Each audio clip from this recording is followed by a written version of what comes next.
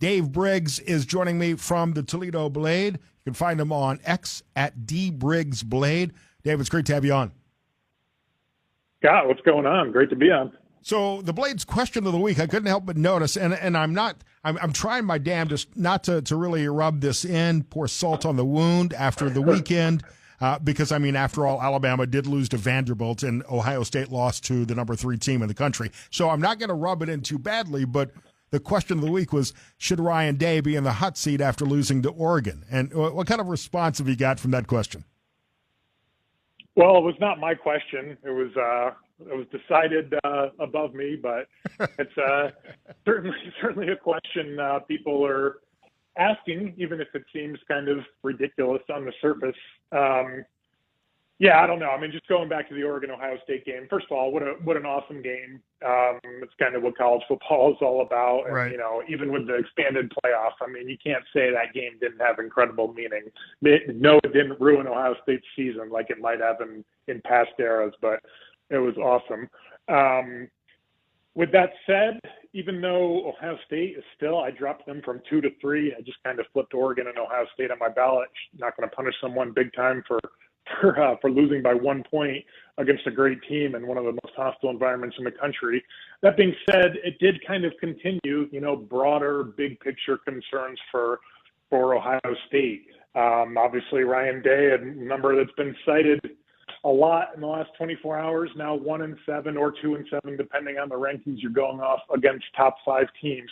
And if you look at the defense, the defensive collapse, that's another thing we've seen in the big games. I think there's a crazy stat in the Georgia game, in the last 2 Michigan losses, even in the Missouri loss in the Cotton Bowl, and then on Saturday against Oregon, Jim Knowles' defense, they're paying him $2 million a year, has not forced a single punt in the fourth quarter of any of those games. Wow. Allowed 496 yards to Oregon. Oregon's a great offense, but you know, Ohio State fashions itself as a super team that Ryan Day said we're not going to leave anything to chance this year. In other words, you know, you're not going to leave it to a play here or a whistle there. You're just going to go dominate. And that's the kind of team Ohio State thought it had assembled. And maybe it has. It's obviously an awesome team. But when you lose another big game, 1-7 against top 5 teams, 2-7, and your defense collapses again when it counts, it is fair to have those big picture questions. I wouldn't myself put Ryan Day on the hot seat, but at some point you got to get it done. When 2 great teams play each other, one's going to win, one's going to lose. But Ohio State's a great team too, and it's got to start winning these games. They're a damn good team. They went out and assembled and paid for a pretty good football team. But you're right. At some point you got to win the big games, especially if you're shelling out that much NIL money. I do think it's ludicrous to say he's in the hot seat. Now, if he loses again to Michigan, which seems very unlikely this year, but it's possible. It's a rivalry game. Anything can happen. But it's as stupid to me as the Alabama fans I've watched for the last couple of weeks calling for Kalen DeBoer's head in Tuscaloosa because he wore a T-shirt. I mean, I get it. You look sloppy. The team played sloppy. Sure, you could tie those two together, but I mean, Nick Saban lost 2 back-to-back games in his inaugural season in Tuscaloosa as well. Alabama looks bad this year. There's no doubt about it. They don't look great, especially on defense. But good teams find a way to win. Yeah, absolutely. And I think Kalen DeBoer is a tremendous coach, one of the 5 best in the country. And Michigan really missed the boat with the Harbaugh timing. I think if Michigan had made if Harbaugh had left earlier and Michigan had made a real run at Kalen DeBoer, I think he might be in Michigan. But that's neither here nor there. To your point with Nick Saban, I think Nick Saban's a generational great, obviously, but Nick Saban also inherited a much different situation right. than kind of the Rolls Royce he's turning over to Kalen DeBoer. So, yeah. But yeah, if anything, I think Kane Womack, the defensive coordinator, may be in over his head a little bit, but we'll see. I mean, I've heard things about Womack. Sure. They're secondary. So yeah. Alabama's secondary is a disaster. Dave Briggs from the Blade here on the Scott Sancho. So I want to go to your top 25. I think Miami should have been ranked higher than Ohio State and Georgia. But maybe, I guess, if you're looking at strength of schedule, It doesn't compare to Georgia, doesn't compare to Ohio State, but they are undefeated. Yeah, they're undefeated, but I mean, they also had a miracle comeback late at Cal. The week before that, probably, I mean, it came down to just a call at the end against, I'm drawing a blank, Virginia I believe it was Virginia Tech, but it came down to that Hail Mary at the end of the game, and if it was initially ruled a touchdown for Virginia Tech, and then it's overruled, and so if that call stands, they do have a loss. I don't know, they just haven't looked very impressive the last couple of weeks. I think Miami certainly has a very good team, but kind of my kind of philosophy. I mean, I believe I have Georgia and Alabama ahead of Miami as well with one loss. I mean, I kind of reward the big wins versus just staying undefeated against a nothing schedule. And it's weird this year with the 12-team playoff because, I mean, if Alabama would have lost this past weekend, I think they would have been out of contention, and deservedly so. But now, I mean, the potential is for, I don't know, an Alabama-LSU playoff game and then play Georgia in the Sugar Bowl. Or something. You know, they're just strange combinations right. Where the conference championship games really don't have as much relevance as they used to if the top three Big Ten schools and the top three SEC schools are all going to make it in. Right. I don't think anyone's going to be knocked out with, especially the big brands. I mean, with two losses, if Alabama goes 10-2 and misses the SEC title game, they're in. If Ohio State goes 10-2, let's say they lose to Penn State but beat Michigan and go 10-2, they're for sure in. There are even some years with a 12-team playoff, you're going to have 9-3 teams in. So don't think two losses is going to knock you out, especially if you're a big brand. I know it doesn't, in theory, that doesn't play a role, but Ohio State or Alabama being 10-2 just will hit the committee differently than Indiana being 10-2.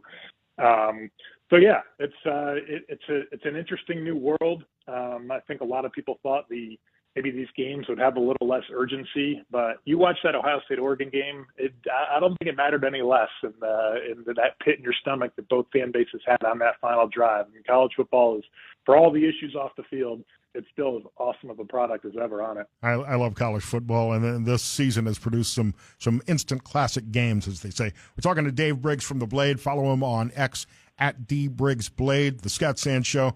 I want to get to the Guardians-Yankees game, but quickly, Coach Jason Candle just extended his contract through 2028.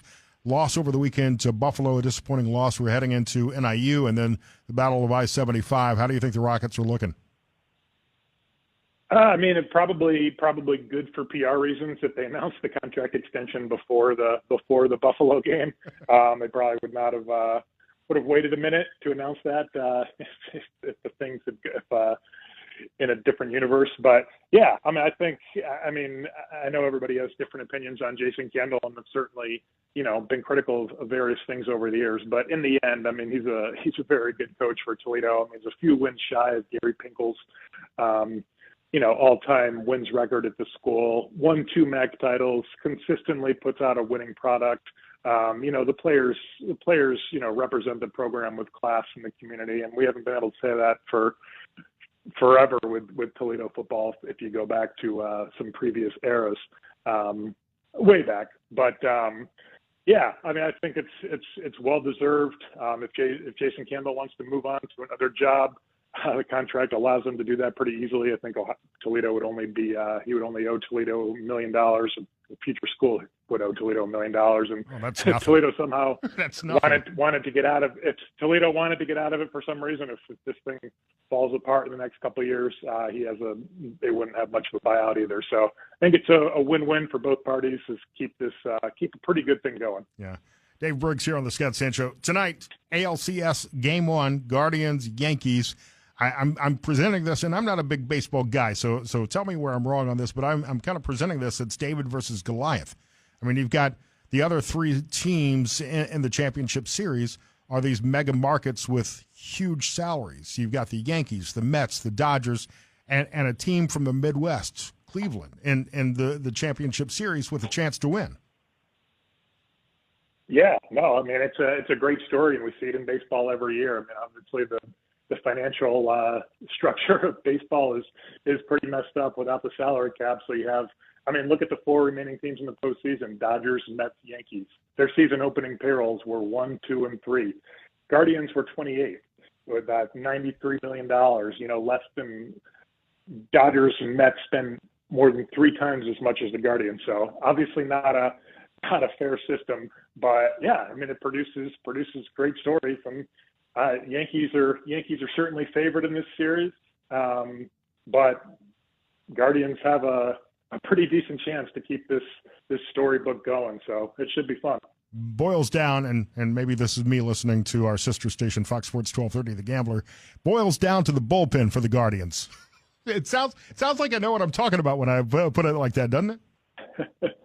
No, absolutely. I mean, the Guardians have the best bullpen in baseball. They have the best closer in baseball, although he had a little blip against the Tigers in Game 2. But I mean, they have Tim Herron, Cade Smith, Hunter Gaddis, Emmanuel Clase. I mean, 4 of the best relievers in baseball that they can throw at you one after another. So those first few innings with the starters will be a little fraught with a little anxiety for Guardians fans. But, the formula is just keep it close into the late innings, and then you go to the best bullpen in baseball.